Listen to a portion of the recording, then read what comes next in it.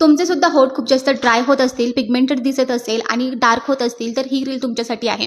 आज मी तुम्हाला एक लिप बाम सांगणार आहे जे मी खूप दिवसांपासून स्वतः यूज करत आहे आणि त्याचा ऑनेस्ट रिव्ह्यू आज देणार आहे. तर हे लिप बाम आहे डर्माटचचं kojic acid ceramide SPF 50 PA+++ lip balm. हे लिप बाम टिंटेड आहे, वाईन शेडमध्ये आहे, म्हणजे तुमच्या ओठांना हलका कलर आणतं आणि तुम्हाला सतत लिपस्टिक लावण्याची गरज वाटत नाही. मला यामध्ये सर्वात आवडणारी गोष्ट म्हणजे हे लिप बाम SPF 50 PA+++ आहे. म्हणजे तुमच्या चेहऱ्याला जसं सनस्क्रीनची गरज पडते तसंच आपल्या ओठांना सुद्धा SPFची गरज असते, कारण सूर्यकिरणांमुळे आपले ओठ ड्राय आणि पिगमेंटेड होत असतात.